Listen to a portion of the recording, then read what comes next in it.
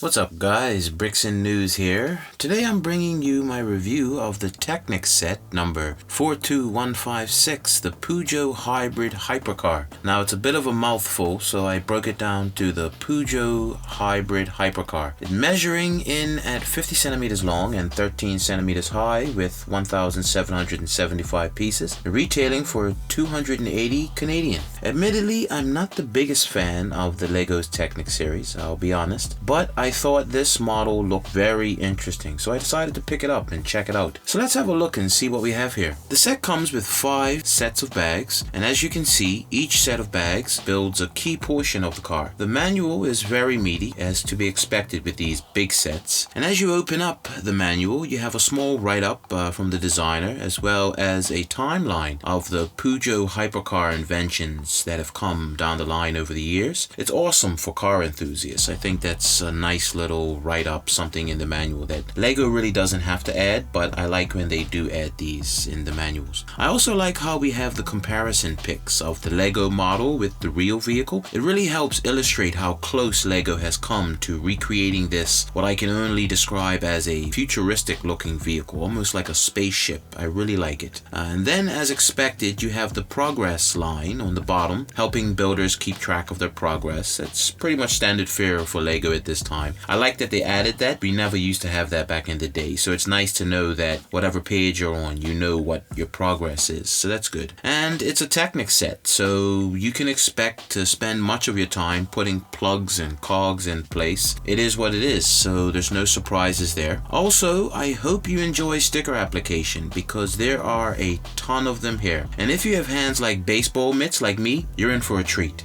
But onto the model itself, it's pretty much what you've come to expect from Lego's big supercar Technic sets. As far as features go, you have the suspension for the 4 wheels. The rear spoiler has a slight bit of play, but not enough to suggest that it's intended for builders to really move it around. It's just a slight bit of play there. Now, the back portion of the body is removed easily, as it's only held in place with the 4 loosely fitted plugs, and once you remove it, it reveals your rear wheel drive engine with the moving cogs, and you have the V6 6-cylinder engine head with the moving yellow pistons. I also love the dual exhaust pipes that snake up from the body and out over the back.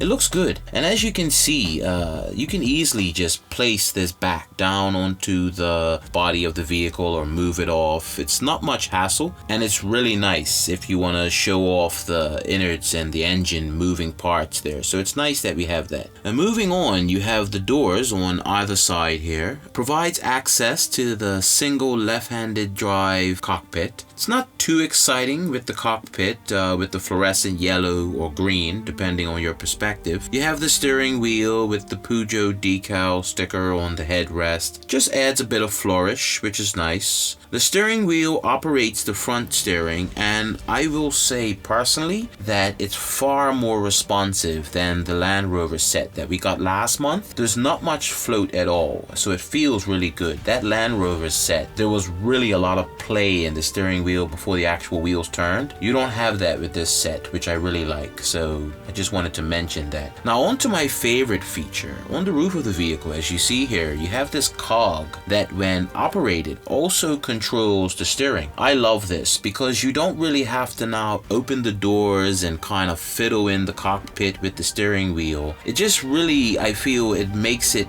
easy for the model and more accessible to anyone looking to have some fun showing it off. It makes steering and maneuvering the vehicle a cinch. So let's pop the hood and see what we have under here. Yeah, so as you can see, we have all the cogs and gears used to operate the steering column here, as well as the gears turning along with the front wheels. You also have the front suspension spring. You can see it moves nice and smooth, so that's nice. The hood itself feels really tight and needs a bit of pressure to operate, opening and closing, which personally I prefer. I hate when some of these features can feel somewhat loose, and it makes it difficult to keep things in place, and depending on how you wish to display the model, it can be a bit of a hassle, but that's not an issue here. As far as the decals, there's tons here, which is to be expected with a hypercar, all of the sponsorship and whatnot. From front to back, there isn't much real estate on the body that doesn't have some sponsorship decals slapped on. Lego is really ensured to leave no stone unturned in that regard. Front bumper grille portion you can see here is really nice and detailed.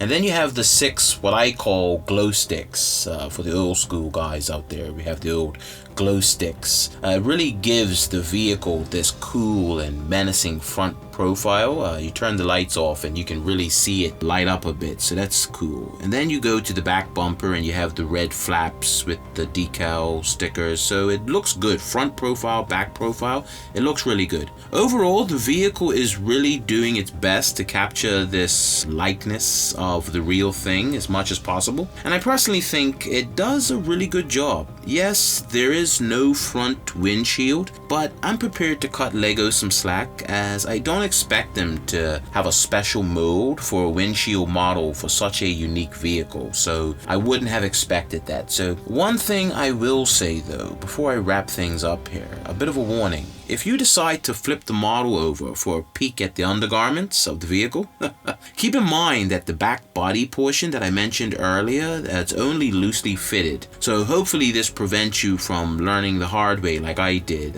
As you can see here, you flip it over and that back piece just falls right out. So it's good, but you just have to keep that in mind. So that's it guys, a bit of a breakdown of the vehicle, the features, the working parts and whatnot. My final thoughts?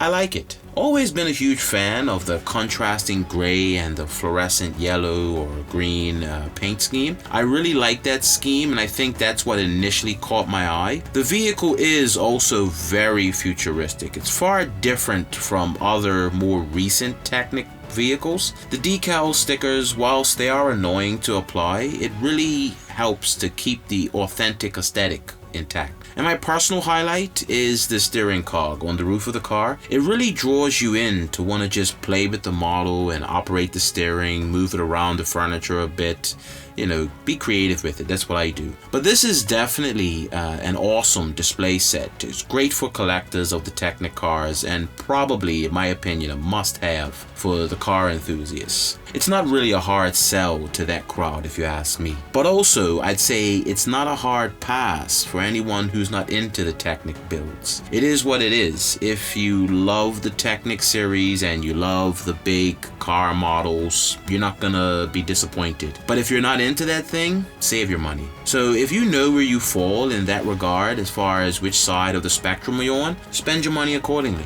Well, that's it for me guys. What do you think of the Peugeot supercar? Do you love the look or what? Can you picture this thing on your display cabinet in the darkness with the glowing front grille and the glow sticks? And how do you stack it up against the other recent releases in the line? Me personally, I'd say this is close to, if not my top of the pile. But that's just my personal opinion. I just love the different, unique, futuristic look of this vehicle compared to the more traditional looking vehicles that we tend to get. So that's just me. What's your opinion? And until next time, keep building.